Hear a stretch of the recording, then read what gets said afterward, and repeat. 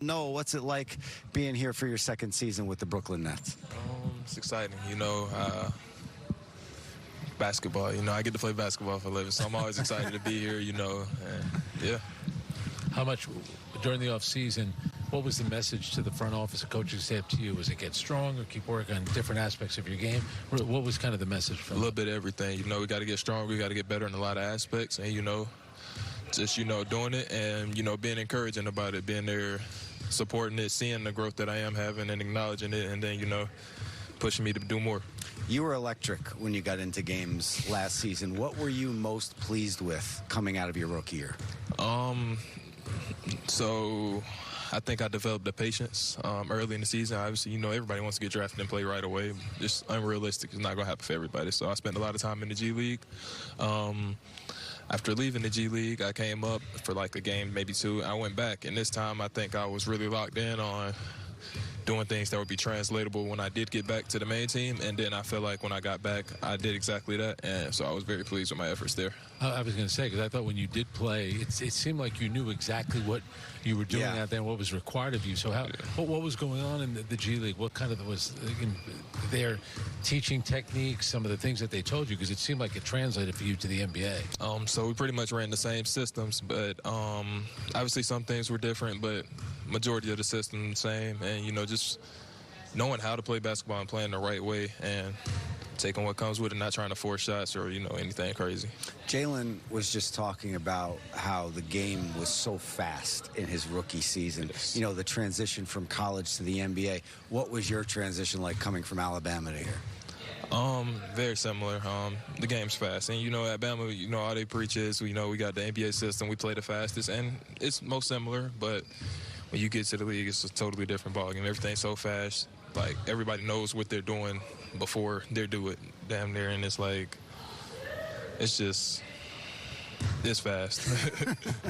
Do you look at this as a terrific opportunity for you because there's young guys on the team, there's playing time available out there for a lot of guys? Do you approach this season like that? Yeah, 100%. He said it a few times, nobody has nothing secured. Everything's going to be earned this year. And so that excites me, go out there, earn my minutes, and, do my best with them. How much pride? We saw what you did on the defensive end last season when you got your chances. How much pride do you take in your defense? And who was the most difficult for you to defend last year? I take a lot of pride in it. It's just, it's got to be my backbone of my game. Like, I got to be able to defend, guard multiple positions, protect the rim, do everything on the defensive end, and then it makes it easier for you to be on the floor. And then hardest to guard, I had a time with Sabonis, him, and then for switches, either Brunson or Tyrese Maxey. Maxey's mad fast. Yeah. But Brunson's shifty. He's strong, too. Yeah. Was there anything that surprised you about the NBA when you first started playing games consistently? Is it the speed of it? What are the heights this team could go to? I think everybody has us like tanking or whatever, but I don't think anybody in here plans to go into the season and just lose games. So we're going to do our best. Obviously, I want to try and make a playoff game. That's my goal personally. And just try to, win every game we play and see where it goes from there. I know the SEC got a lot of pride in that conference. You look at a guy like Cam Thomas that went to LSU. What about him and just his scoring ability, his ability to get his shot off, even with much taller defenders on him? So his scoring ability's always been that. Everybody's always known this. In 10th grade, my high school team played against him when he was at Oak Hill, and, he gave us at least 30, So it's like everybody's already known he could score. And I think opening up the rest of his game is like where everybody's going to be shocked when he shows that he's a more than capable defender and he can play make a lot better and just keep growing in those areas. I think that can make him a really efficient player. So when he was in high school, he shot a lot back then too, Cam. That wasn't just something that developed. Yeah, he's been getting them up forever.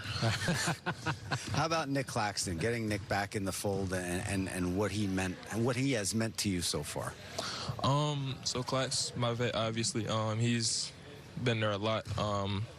Him, just having him around, and then the fact of what he brings to the table, I think we have similar, I wouldn't say similar play styles, but we do a lot of things that are similar, especially on the defensive end. And so being able to, take notes, listen, and just build. You know, take some things from him and then take some things from my own and put them together. How dominant can you two be on the floor at the same time, on the defensive end especially? I think we can be one of the best, truthfully, and that's.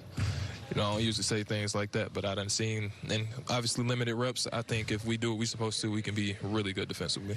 You think the way the game is played today, especially with big men, that you need to develop a perimeter game that has to be beyond 15 feet for a lot of guys? That wasn't always the case 20 years ago. It's a lot different now. It's very Before much you were different. born. It's very different. So coming out of high school, you know, at first I didn't shoot a lot. My 10th grade year, 9th grade year, I shot a little bit, but, you know, my shot was ugly.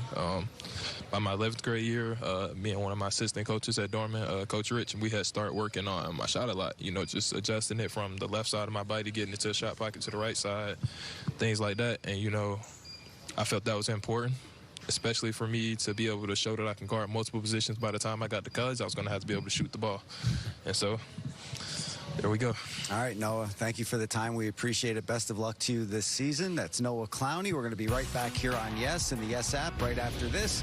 We are at the HSS training.